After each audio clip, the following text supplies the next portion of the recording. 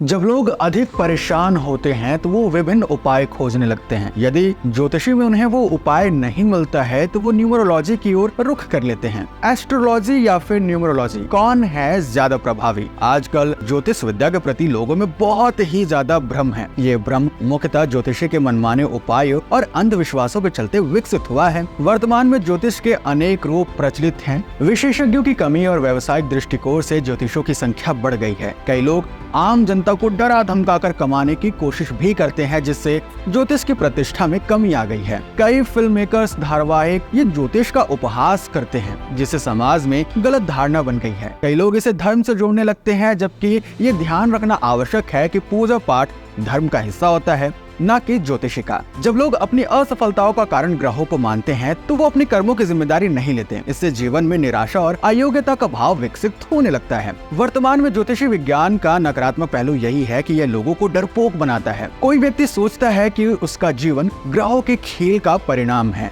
जबकि वास्तविकता में ये सच बिल्कुल भी नहीं है। ज्योतिष का सकारात्मक पहलू भी है, लेकिन इसके लिए इसे सही तरीके से समझना बहुत ही आवश्यक है। ज्योतिष केवल ग्रहों की गणना नहीं, बल्कि यह मानव के जीवन का गहन संवेदनाओं का अध्ययन है। सूर्य और चंद्रमा का गहरा प्रभाव होता है, जो हमारे मन, हमारे विचारों को प्रभावित करता है। जब लोग अधिक परेशान होते हैं तो वो विभिन्न उपाय खोजने लगते हैं। हाँ, यदि उन्हें ज्योतिषी में उपाय नहीं मिलता है तो वो न्यूमरोलॉजी की तरफ रुख कर लेते हैं। न्यूमरोलॉजी और ज्योतिषी दोनों ही व्यक्ति के जीवन को समझने और दिशा देने की विधाएं हैं, लेकिन इनकी आधारशिला और दृष्टिकोण भिन्न है। न्यूमरोलॉजी संख्याओं का अध्ययन करती है। यह हर अक्षर को एक संख्या में परिवर्तित करती है। व्यक्ति के नाम, जन्मतिथि इत्यादि का विश्लेषण करती है।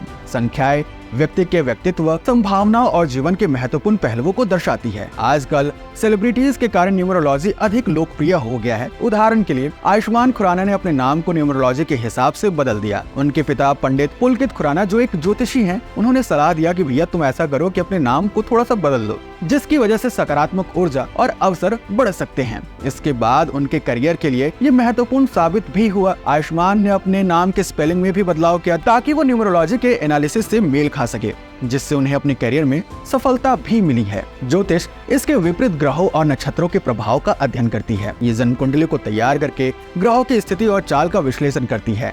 ज्योतिष ये बताती है कि ग्रहों की स्थिति जीवन के विभिन्न करियर, स्वास्थ्य, रिश्तों पर कैसे असर डालती है। न्यूमरोलॉजी व्यक्तिगत अनुभव और संख्याओं के माध्यम से भविष्यवाणी करती है, जबकि ज्योतिषी खगोलीय विज्ञान के आधार पर जीवन की घटनाओं को समझ मदद करती है।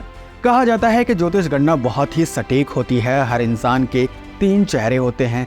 एक चेहरा जो वो दुनिया को दिखाता है, दूसरा चेहरा जो वो किसी को भी नहीं दिखाता है, और तीसरा चेहरा जो वो अपने दोस्तों, रिश्तेदारों को दिखाता है। ज्योतिष शास्त्र इन तीनों चेहरों को पहचानता है और आपके अंदर की बातें बताता है। इसी कारण विवाह इत्यादि करते समय लोग जन्म कुंडली के अनुसार चरित्र इत्यादि जानकर अपने को अनजान खतरों से बचाते हैं। वैसे कौन है ज्यादा प्रभावी? ज्योतिष को कई लोग विज्ञान के रूप में मानते हैं, जबकि न्यूमरोलॉजी को अधिक व्यक्तिगत समझ के तौर पे होती है। किसी के लिए ज्योतिष ही प्रभाव हो सकती है, जबकि किसी के लिए न्यूमरोलॉजी प्रभावित हो सकती है। ये व्यक्ति के अनुभव पर निर्भर करता है। ज्योतिष का सामाजिक प्रभाव अधिक होता है, जबकि न्यूमरोलॉजी का प्रभाव व्यक्तियों के अनुभव पर निर्भर करता है। कहने का मतलब है कि किसी भी विधि का प्रभाव व्यक्ति के आवश्यकताओं, मान्यताओं के अनुभव के आधार पर निर्भर करता है। इसलिए ये तय करना कि कौन अधिक प्रभावित है, यह व्यक्ति की दृष्टि पर निर्भर करता है। वैसे आपका क्या अनुभव है? क्या आपने कभी ज्योतिषी या फिर न्यूमरोलॉजी का उपयोग किया हुआ है? नीचे कमेंट बॉक्स में जरूर बताइएगा।